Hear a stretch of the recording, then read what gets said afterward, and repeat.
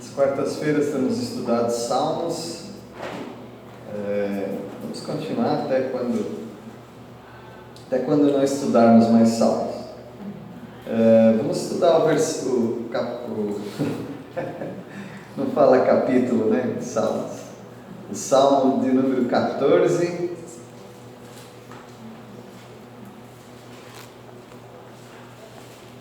Esse aqui é promoção, tá bom?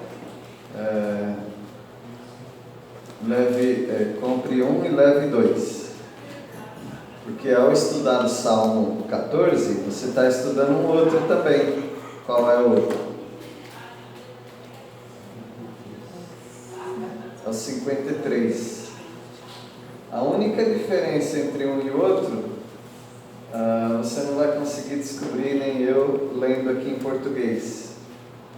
O Salmo 14, ele aparece 3 vezes a palavra Elohim, que é Deus, de forma plural, e no Salmo 53, e 4 vezes, então aparece 3 vezes a palavra Elohim, e 4 vezes a palavra Jeová, Yahvé. Então são 7 vezes, né, o nome de Deus. No Salmo 53, só aparece a palavra Elohim, ou melhor, só a palavra Jeová. Então são 7 vezes a palavra Jeová no Salmo 53 e no Salmo 14,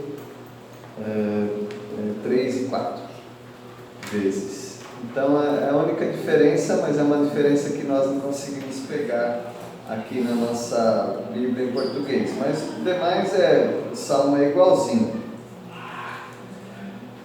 O tema desse Salmo aqui será o seguinte: o que Deus vê quando Ele olha para baixo. O que Deus vê quando Ele olha para baixo.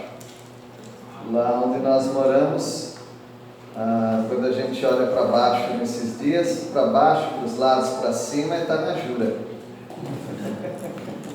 Buraco delas, muitos e muitos, elas voando, tem até gente pegando para fazer uma fritada, e eu falo bom apetite. Mas Deus, quando Deus olha para baixo, o que Ele vê?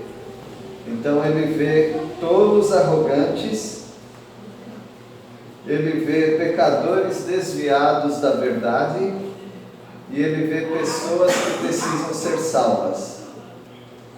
Então Ele vê tolos arrogantes, Ele vê pecadores desviados da verdade, e Ele vê pessoas que precisam ser salvas. E nós precisamos ter a visão de Deus, primeiro para com as nossas próprias vidas. Se Ele está vendo todos arrogantes, quem sabe Ele esteja nos vendo, não é? Se Ele está vendo pecadores desviados da verdade, será que Ele está nos vendo? Será que nós estamos entre esses pecadores que estão desviados? E Ele está vendo pessoas que precisam ser salvas, nós precisamos vê-las também. Vamos ver então no Salmo 14, Deus vê todos os arrogantes quando Ele olha para baixo. Versículo 1, alguém pode ler? Diz o insensato no seu coração: não há Deus. Corrompem-se e praticam abominação. Já não há quem faça o bem. Essa é uma arrogância e é um tolo, é um insensato que ele diz não há Deus. Como é que ele sabe que não há Deus? Alguns que têm acusado dizendo: você não pode provar a existência de Deus. Nós voltamos e nós falamos para eles: e você pode provar a não existência de Deus? Se eu não posso provar a existência, você pode provar a não existência de Deus? Então o nosso Deus, Ele está mostrando-se através da natureza, mostrando através da nossa vida, nosso corpo humano, tudo que você olha, você vê a mão de Deus ali. Você não vê Deus propriamente, mas você vê a obra de Deus. Mas o tolo, ele prefere fechar os olhos para essas coisas e dizer não a Deus. Com um ateu, você nunca deve falar de Deus. Deixa que ele fala, porque é ele que vai puxar o assunto sobre Deus.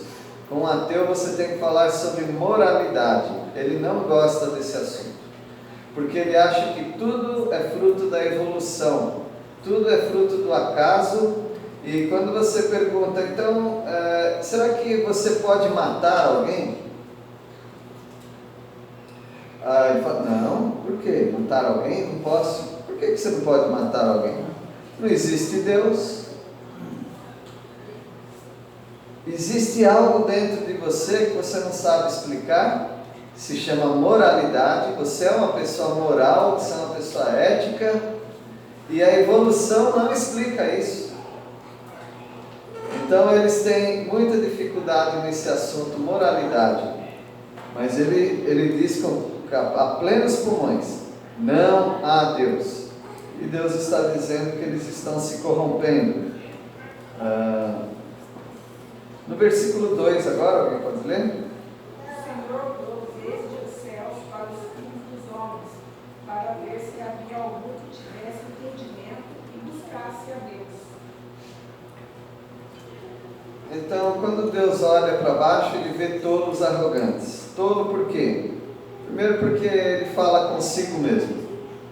Ele diz não a Deus. Ele está falando com quem? Está falando para ele mesmo, não a Deus. Então ele é tolo por isso. Ele é tolo porque ele é precipitado. Ele tira uma conclusão precipitada de que não há Deus. Ele é tolo porque ele está se corrompendo, ele está se estragando. E também ele é tolo porque ele não faz o bem. Aqui diz no versículo 1, não há quem faça o bem. No versículo 3, no versículo 2, onde foi lido, né? Deus está olhando para os filhos dos homens. Então Deus está olhando para baixo, para ver se há quem entenda, se há alguém que busque a Deus. Então nós sabemos que esse tolo, ele não vai buscar a Deus. Ele já decidiu no coração dele que não há Deus. Então ele não vai procurar uma coisa que não existe. Mas Deus está olhando ainda para ver se existem outras pessoas que queiram ver Deus. O apóstolo Paulo, no capítulo 3 de Romanos, ele pega esses 2 versículos para mostrar que as pessoas, aliás, ele pega os 3 versículos, né, para mostrar que o pecador, ele se desviou do Senhor, e não há quem busque a Deus. Será que Paulo e o salmista estavam falando, todo mundo, não tem ninguém que busca a Deus? Quando nós lemos Paulo, nós pensamos isso, não há ninguém que busque a Deus. Quando você lê Salmos, você já fica balançando nesse argumento. Porque quem não busca a Deus é quem diz não há Deus. Porque eu conheço, você conhece também, pessoas que ainda não são salvas, mas estão procurando Deus. Há pessoas procurando Deus. Agora, o ateu, né, que nós chamamos o ateu, o ateísta, ele nem se dá ao esforço de buscar a Deus, porque ele já decidiu no coração dele que não há Deus. Quando Deus olha para baixo, então ele está vendo pecadores desviados. E o desvio é universal. Tanto aqueles que estão buscando a Deus de certa forma, eles estão, ao tentar buscar Deus, eles estão se desviando cada vez mais. Porque não achando quem é o Criador, eles fazem para si próprios a sua imagem, ou a imagem do Deus que eles acham que existe. Versículo 3, alguém pode ler? Todos se extraviaram e juntamente se corromperam. Não há quem faça o bem, não há nem um sequer. O pecador se desviou de Deus e ele é incapaz de agradar a Deus. Agradar a Deus no padrão de Deus, no padrão divino. Não tem ninguém que agrada a Deus no padrão divino. Agora, tem pessoas que estão fazendo bem? Sim, tem muitas pessoas fazendo bem, mas no padrão humano.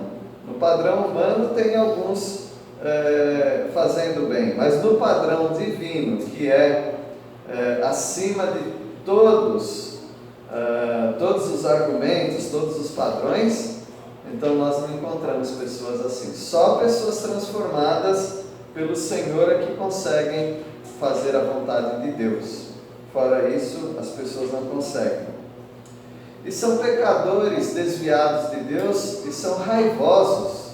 Eles têm raiva no coração deles, porque eles são cobiçosos.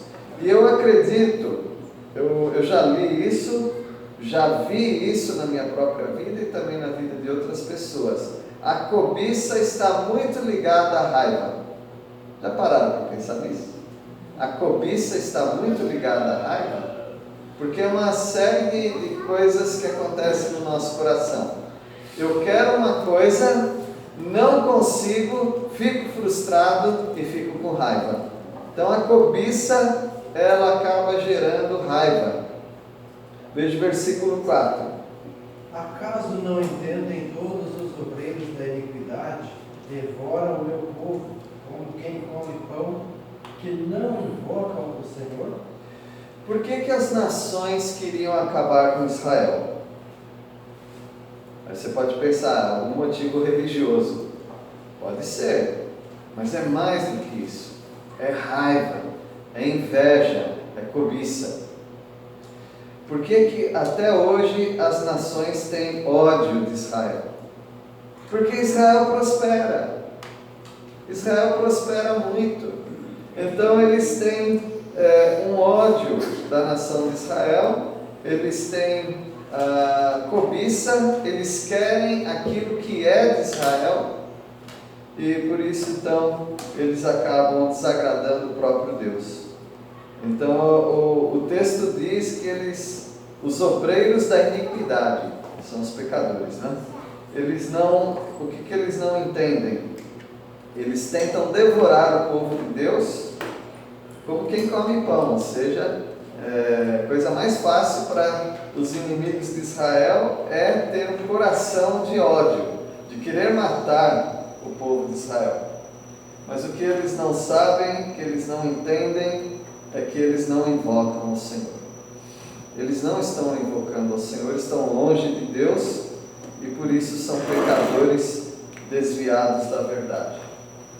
Quando Deus olha para baixo, o que ele está vendo? Ele está vendo tolos arrogantes que dizem que não há Deus. Quando Deus olha para baixo, ele está vendo pecadores que se desviaram da verdade, se extraviaram, se corromperam. E quando Deus olha para baixo, ele vê pessoas que precisam ser salvas, inclusive o seu próprio povo. Versículo 5. Tomar-se-ão de grande pavor, porque Deus está com a linhagem do justo. Deus acompanha o justo. E o pecador que odeia o justo, ele fica com mais raiva ainda, porque o Deus Todo-Poderoso, aquele que eles dizem que não existe, ele está abençoando o povo de Deus.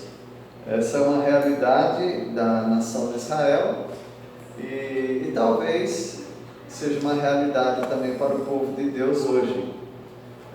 Eu digo talvez porque é muito fácil ver a bênção de Deus na nação de Israel. Muito fácil, porque ela se exprime, ela é demonstrada através de coisas materiais. E coisas materiais são muito fáceis de perceber. Como é que você percebe que alguém está prosperando? Você sabe, muitas maneiras visíveis. Você percebe que alguém está prosperando, que a nação de Israel está prosperando. Intelectualmente, quantos prêmios Nobel o Brasil já ganhou? Já ganhou? Já ganhou? Nenhum. e com pessoas muito boas, que chegaram muito perto, antigamente, né? Oswaldo Cruz, não me lembro outros, mas eu já li sobre eles, mas quase, uns 4 mais ou menos, quase chegaram, mas nunca ganharam nada, e ultimamente ninguém ganha nada no Brasil mesmo, né? Agora, a nação de Israel, será que algum judeu já ganhou algum prêmio Nobel? A pergunta é, tem algum ano que algum judeu não ganha o prêmio Nobel? Então, o povo de Israel, mesmo longe de Deus, é um povo abençoado. Então, torna-se de grande pavor, porque Deus está com a linhagem do justo. Embora a nação de Israel está muito longe de ser justa, mas é o povo de Deus, o povo eleito de Deus. Imagina esse povo salvo. Então esse salmo está exaltando a obra de Deus na vida do seu povo. Os humildes são ridicularizados. Então quando Deus olha para baixo, o que ele vê? Ele vê pessoas humildes, justas, sendo ridicularizadas. No versículo 6, a primeira parte diz assim: meteis a ridículo o conselho dos humildes. O que significa isso? O humilde tem conselhos bons e as pessoas ridicularizam. As pessoas não aceitam o conselho humilde. Me lembrei de uma história, não sei se é verdade ou não, mas ela tem um fundo moral muito, muito bom. Foi uma carreta, né? Eu ia falar jamanta, mas imagina, né? Só o João Tanini ia conhecer, né? A carreta entalou no viaduto. São Paulo hoje em dia é muito fácil acontecer, porque os caminhões agora são mais altos do que eram, né? Então, e às vezes lá na marginal do Tietê, de vez em quando entala algum caminhão ali. E você viajando por ali, você vê um monte de marca de risco em cima, porque são caminhões que rasparam ali. E uma carreta entalou ali, e aí ninguém sabe o que fazer, vamos chamar um trator, vamos puxar, mas aí vai rasgar o concreto, vai piorar a situação. Aí um menininho falou: murcha os pneus. Cala a boca, moleque. Murcha os pneus. E qual foi a solução? Você murcha todos os pneus, o carro abaixa, e aí vai, depois sai da ponte e depois enche os pneus novamente. As pessoas ridicularizam os humildes. E isso talvez tenha acontecido também com você. Todos precisam de salvação. Versículo 6, ele encerra assim: mas o Senhor é o seu refúgio. Deus é o refúgio dos humildes, daqueles que estão dependendo do Senhor. E no versículo 6, todos precisam de salvação. Nem todos vão ser salvos, mas é o desejo de Deus que as pessoas sejam salvas, porque quando Ele olha do céu para baixo, Ele está vendo muita gente arrogante, Ele está vendo muita gente desviada por causa dos pecados, e Ele sabe que as pessoas precisam de salvação, e nós também precisamos ter misericórdia delas. Versículo 7: quem trará de Sião a salvação para Israel? Quando Yahvé mudar a sorte do seu povo, Jacó exultará e Israel se alegrará. Vai vir a salvação para o povo de Israel. É a promessa do Senhor nesse salmo, e aí o Senhor vai restaurar a sorte. Agora Israel tem a sua salvação garantida, embora nem todos serão salvos. Mas fora Israel, meus irmãos, tem muitas pessoas no nosso meio, no nosso convívio, que precisam de salvação. E eu diria também, tomara, quem dera, seria tão bom que os nossos amigos, nossos familiares, sem Cristo Jesus, fossem salvos. E esse é o desejo de Deus. Então eu convido todos vocês a terem o olhar de Deus. Quando Ele olha de cima para baixo, Ele está vendo muita gente arrogante. Pessoas que querem tomar conta do seu próprio destino, não querem Deus por perto, nem no caminho delas, porque elas querem ter liberdade para pecar e também não querem ter a perspectiva de que um dia terão que prestar contas ao seu Criador. É assim que Deus está vendo a humanidade arrogante. Você precisa ver isso também. Você precisa parar de desculpar o incrédulo pelo pecado dele. Ele é pecador. É assim que Deus vê. Ele vê como um arrogante, assim que você deveria ver também o pecador. Por mais bonzinho que ele pareça ser, ele é arrogante quando ele não deixa Deus tomar conta da vida dele. Deus está vendo de cima para baixo, Ele está vendo pecadores que estão desviados, extraviados dos caminhos de Deus. Eu estou vendo isso, inclusive até na igreja eu vejo isso. Você também vê. Pessoas que se desviam da verdade, mesmo tendo a verdade totalmente eu digo como nós temos. Por que elas se desviaram? E também nós estamos vendo pessoas que precisam ser salvas. De vez em quando nós precisamos desse recado. Ver o mundo como Deus está vendo o mundo. Que Deus abençoe a todos nós. Vamos orar. E tem um convite para cortar um bolinho para o pastor Vitor, que faz aniversário. O Neto acho que não vai ficar, porque a mãe dele também está fazendo aniversário. Vai comer 2 bolos, né? Mas a mãe do Neto também está fazendo aniversário. Vamos orar. Nosso Deus, agradecemos por essa noite. Obrigado pela Tua palavra. Nós lamentamos também, ó Deus, como o Senhor vê a humanidade, pessoas arrogantes, pessoas desviadas e pessoas precisando da salvação. Lamentamos por um lado, mas também sabemos, ó Pai, que o Senhor quer usar as nossas vidas para alcançar os pecadores. Usa-nos, ó Pai, e ajuda-nos no meio do caminho a nós não nos desviarmos da Tua verdade. Agradecemos a Deus pelo aniversário do pastor Vitor. Abençoe essa vida, o ministério, a família.